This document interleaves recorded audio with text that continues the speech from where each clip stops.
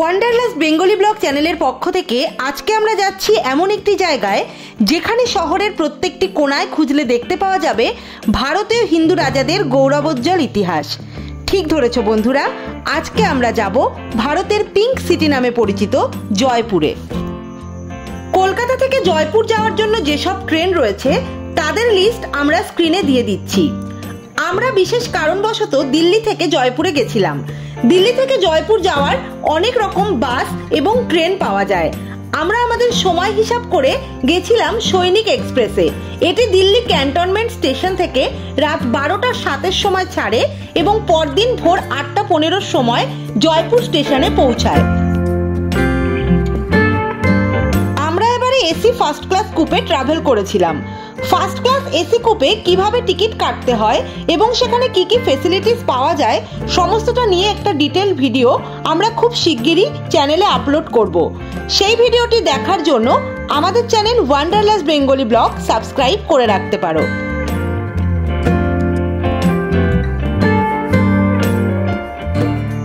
জয়পুর স্টেশনের কাছে বেশ কিছু হোটেল থাকলেও আমরা ছিলাম স্টেশন থেকে 10 মিনিটের দূরত্বে হোটেল রুবিতে। এখানে 24 ঘন্টা হিসাবে ঘর ভাড়া পাওয়া যায়, অর্থাৎ প্রথম দিন তোমরা যে সময় হোটেলে চেক ইন করবে পরের দিন ঠিক সেই সময় অবধি তোমরা হোটেলে থাকতে পারো। আমাদের 2 বেডেড এসি রুমের ভাড়া পড়েছিল পার ডে 1200 টাকা করে।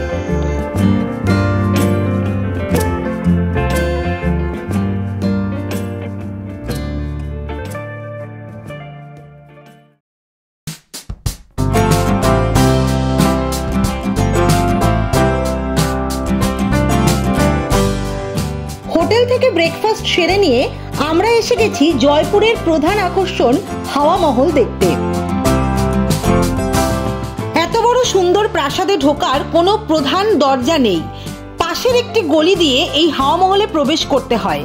প্রধানত অন্তঃপুরের রানীদের জন্যই এই হাওয়া মহলটি তৈরি করা হয়েছিল, তাই এখানে বাইরের লোকের প্রবেশ বন্ধ করার উদ্দেশ্যেই আলাদা করে কোনো প্রধান দরজা রাখা হয়নি। গলিপথ ধরে কিছুটা ভেতরে ঢোকার পরই রয়েছে টিকিট কাউন্টার। ভারতীয় পর্যটকদের জন্য টিকিট পার হেড 52 টাকা করে এবং স্টুডেন্টদের টিকিট 22 টাকা পার হেড।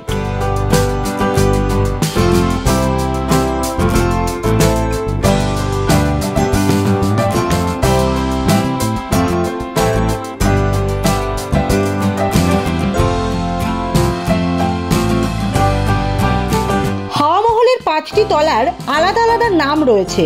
প্রথম তলা শারদ মন্দির, দ্বিতীয় তলা রতন মন্দির, তৃতীয় তলা বিচিত্র মন্দির, চতুর্থ তলা প্রকাশ মন্দির এবং পঞ্চম তলা অর্থাৎ সবার উপরের তলার নাম হাওয়া মন্দির।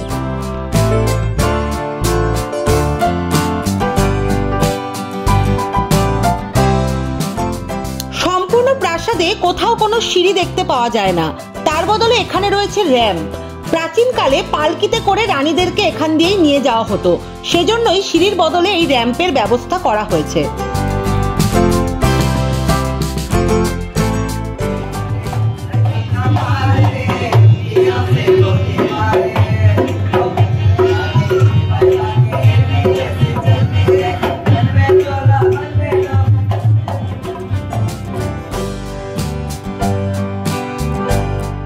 হাওয়া মহলে রয়েছে মোট 953টি জানালা।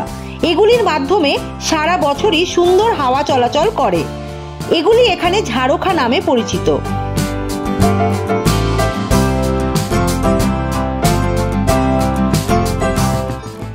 হাওয়া মহল হলো জয়পুরে অবস্থিত লাল বেলে পাথরে তৈরি 5 তলা বিশিষ্ট সুন্দর একটি ইমারত। 1799 খ্রিস্টাব্দে রাজা প্রতাপ সিং স্থপতি লালচাঁদের সহায়তায় এই সুন্দর প্রাসাদটি নির্মাণ করেন।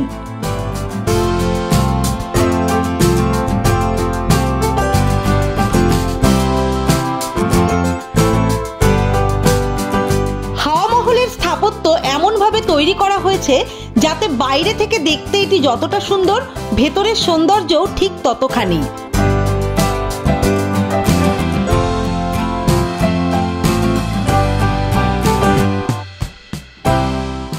অনেকে মনে করেন এই প্রাসাদটি ভগবান কৃষ্ণকে উৎসর্গ করে তৈরি করা হয়েছে, যে কারণে বাইরে থেকে এর আকৃতি অনেকটা কৃষ্ণের মাথার মুকুটের মতো।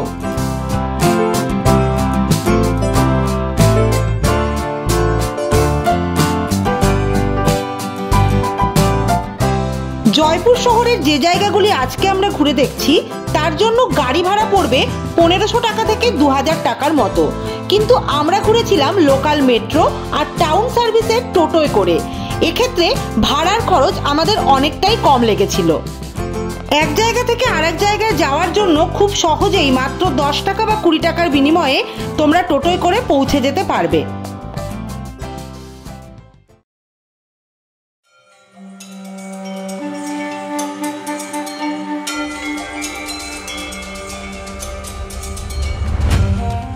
এখন আমরা রয়েছি সিটি প্যালেসে।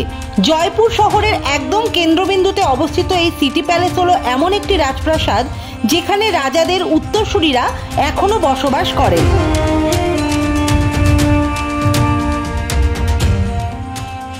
সিটি প্যালেসে ঘোরার জন্য রয়েছে 2 রকমের টিকিটের ব্যবস্থা।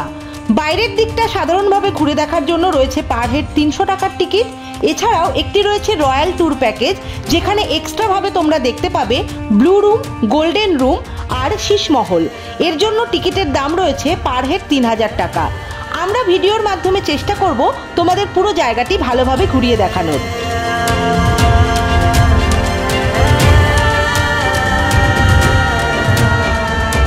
সিটি প্যালেসের ভেতরে প্রথমেই রয়েছে মোবারক মহল। এই জায়গাটি তখনকার সময়ে গেস্ট হাউস হিসাবে ব্যবহার করা হতো, অর্থাৎ রাজপরিবারের অতিথিরা আসলে এখানেই তাদের থাকার ব্যবস্থা করা হতো। বর্তমানে এখানে রয়েছে টেক্সটাইল এক্সিবিশন এবং মিউজিয়াম। ভেতরে ক্যামেরা অ্যালাউড নয়, তাই বাইরে থেকে যতটা সম্ভব তোমাদেরকে দেখাচ্ছি।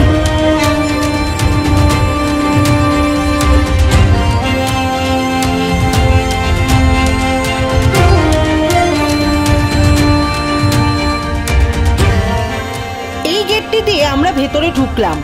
গেটটির স্থাপত্য মুগ্ধ করার মতো।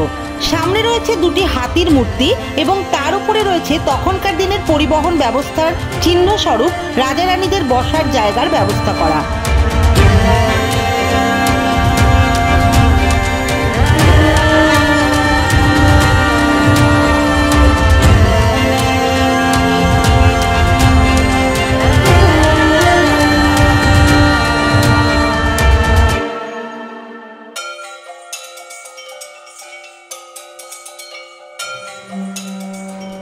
এটি দেওয়ানি আম।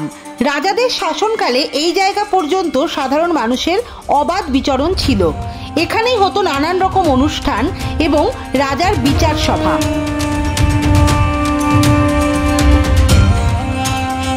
দেওয়ানি আমের 2 পাশে রাখা রয়েছে 2টি সুন্দর রূপোর পাত্র। এগুলির নাম গঙ্গাজলি। 1902 খ্রিস্টাব্দে মহারাজা দ্বিতীয় সওয়াই মাধো সিং যখন ইংল্যান্ডে গিয়েছিলেন, তখন পবিত্র গঙ্গা জল বয়ে নিয়ে যাওয়ার জন্য এই পাত্র 2টি নির্মাণ করা হয়।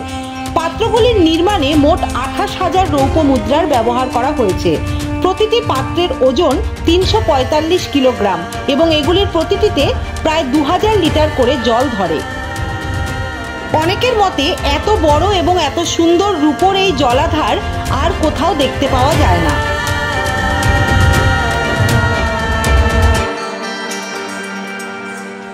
সম্পূর্ণ রাজপ্রাসাদে একই সঙ্গে মোগল ঘরানা এবং রাজপুত ঘরানার স্থাপত্য শৈলীর মিশেল লক্ষ্য করা যায়। দেওয়ানি আমের মতোই রয়েছে দেওয়ানি খাস, কিন্তু সেখানে ক্যামেরা অ্যালাউড নয়, তাই তোমাদের সেই জায়গাগুলির ভিডিও আমরা দেখাতে পারছি না।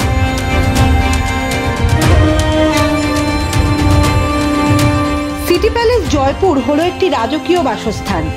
এখানে প্রত্যেকটি জায়গায় রয়েছে সুন্দর কারুকার্য। এই অংশে প্রাঙ্গণের 4 ধারে রয়েছে 4টি সুন্দর গেট। প্রত্যেকটি গেট এক একটি ঋতুকে রিপ্রেজেন্ট করছে। 4টি গেটে রয়েছে আলাদা আলাদা রকমের নকশা। কোনোটায় রয়েছে ময়ূর, কোনোটায় ফুল এবং কোনোটায় শুকনো পাতার মতো ডিজাইন করা। এই গেটগুলির অপূর্ব কারুকার্য তোমাদেরকে মুগ্ধ করবেই।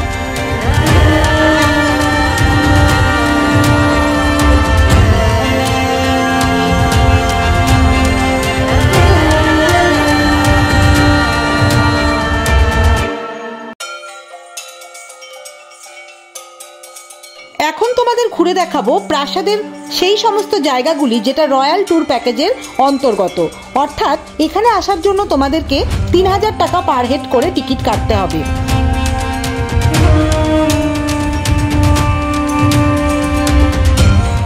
প্রথমেই দেখাবো ব্লু রুম।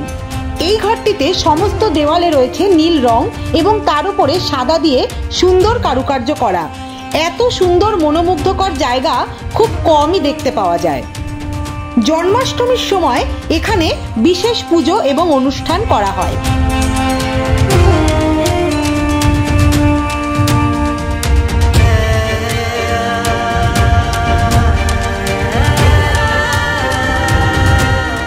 এটি শীষমহল। অন্য সমস্ত শীষমহলের মতোই এখানকার দেওয়ালেও রয়েছে ছোট বড় অনেক আয়নার কারুকার্য। এছাড়াও এখানকার উপরি পাওনা হলো সোনার কারুকার্য করা দেওয়ালগুলি। তবে এটা বলা হয় যে অন্যান্য জায়গার শীষমহলগুলি পরবর্তীকালে আবার করে তৈরি করা হলেও এটি কিন্তু শুরুর সময় থেকে আজ অবধি একই রকমভাবে রয়েছে, অর্থাৎ নতুন কোনো সংস্করণ করা হয়নি।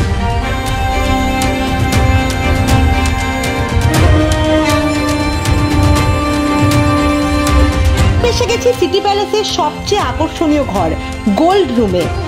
এই ঘরটির দেওয়ালে সমস্ত জায়গায় রয়েছে সোনা মণিমুক্ত খচিত কারুকার্য, যা দেখলে চোখ ধাঁধিয়ে যাবেই। এত সুন্দর কারুকার্য করা ঘর, তাও আবার স্বর্ণখচিত, সেটা একমাত্র রাজাদের দ্বারাই সম্ভব।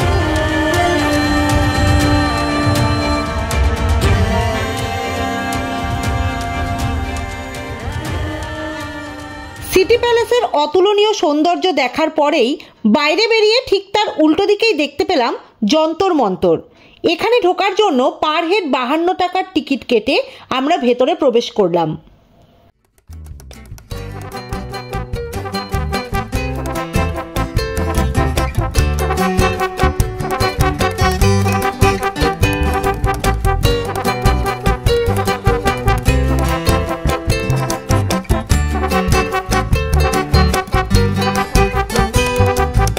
জয়পুরে অবস্থিত যন্তর মন্তরটি রাজা দ্বিতীয় জয় সিং 1727 থেকে 1734 সালের মধ্যে তৈরি করান।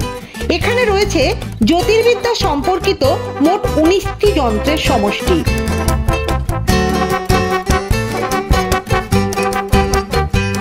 রাজা জয় সিং ভারতের মোট 5টি জায়গায় 5টি আলাদা আলাদা যন্তর মন্তর তৈরি করিয়েছিলেন, যেগুলি রয়েছে দিল্লি, জয়পুর, উজ্জয়িনী, মথুরা এবং বারাণসীতে। সবচেয়ে বড় সূর্য ঘড়ি এই জয়পুরের যন্তর মন্তরেই দেখতে পাওয়া যায়।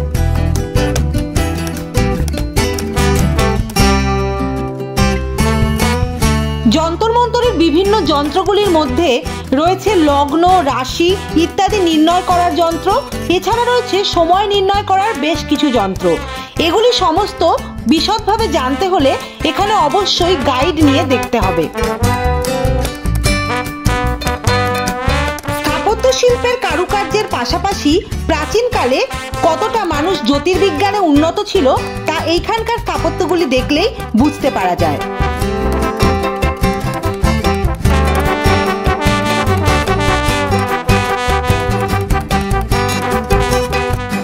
জয়পুর শহরের রাস্তার দুধারে যে বাড়িগুলি দেখতে পাওয়া যাচ্ছে সেগুলি সবই প্রায় লাল রঙের বেলে পাথরে তৈরি হওয়ার কারণে রং গোলাপি।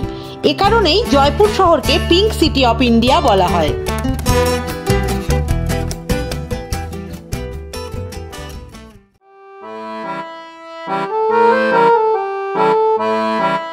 এখন আমরা এসে পৌঁছেছি জয়পুরের অ্যালবার্ট হল মিউজিয়ামের সামনে। এটি রাজ্যের প্রাচীনতম জাদুঘর। জয়পুর শহরের রামনিবাস বাগানে অবস্থিত এটি একটি ইন্দো সারাসেনিক স্থাপত্যের চমৎকার নিদর্শন।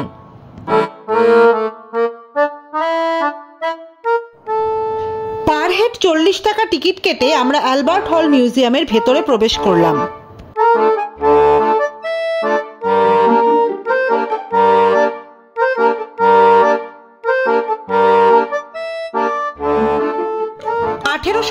খ্রিস্টাব্দে মহারাজা সাওয়াই রাম সিং এই অ্যালবার্ট হল মিউজিয়ামটি তৈরি করেন।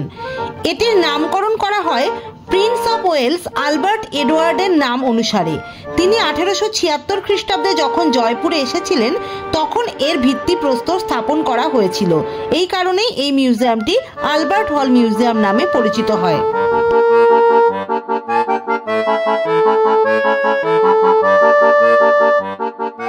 এই মিউজিয়ামে রয়েছে প্রাচীনকালের মানুষের ব্যবহৃত নানান সামগ্রী, যেমন পোশাক আশাক, কার্পেট, গয়নাগাটি, নানান রকম আসবাবপত্র, ঘর সাজানোর অনেক রকমের জিনিস, বিভিন্ন সময়ের মুদ্রা, নানান রকম দেবদেবীর মূর্তি, এছাড়াও বাদ্যযন্ত্র ও আরও নানান রকমের জিনিস এখানে ঘুরে ঘুরে দেখতে পাওয়া যায়।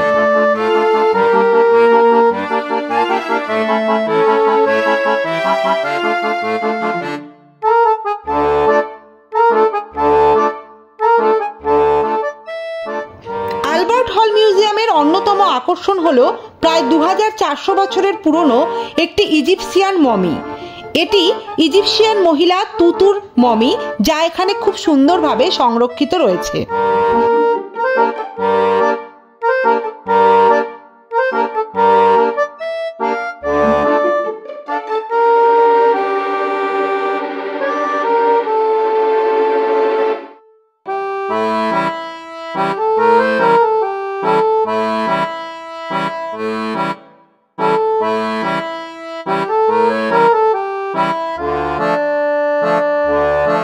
সম্পূর্ণ আলবার্ট হল মিউজিয়ামটি তোমাদের যদি এখন ডিটেলে দেখাতে যাই তাহলে ভিডিওটি অনেক বড় হয়ে যাবে।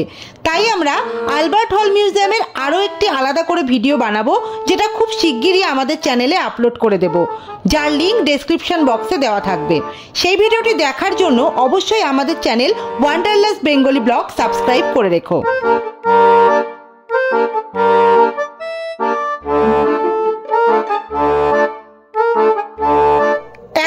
দেখবো আজকে আমাদের জয়পুর ভ্রমণের শেষ গন্তব্য বিড়লা মন্দির। এই মন্দিরটির আসল নাম লক্ষ্মী নারায়ণ টেম্পল।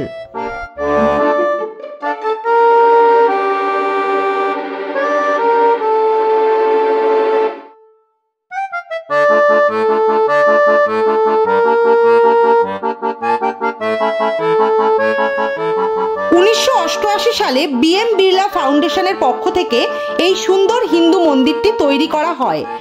মন্দিরটির গঠন শৈলীতে রয়েছে আধুনিক স্থাপত্য শিল্পের অপূর্ব নিদর্শন। সাদা মার্বেল পাথরে তৈরি এই মন্দিরটি বাইরের দিক থেকে যতটা সুন্দর, ভেতরের কারুকার্যও ততটাই মনোমুগ্ধকর।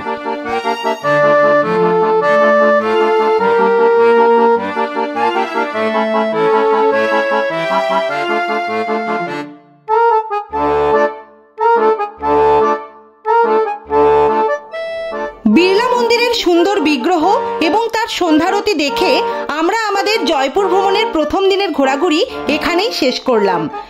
পরবর্তী পর্বে দেখাবো জয়পুরের প্রধান দুর্গগুলি। সেগুলির জন্য অপেক্ষা করতে হবে আমাদের দ্বিতীয় পর্বের ভিডিওটির জন্য। ততক্ষণ পর্যন্ত আমাদের চ্যানেল ওয়ান্ডারলাস বেঙ্গলি ব্লগ সাবস্ক্রাইব করে আমাদের পাশে থাকো।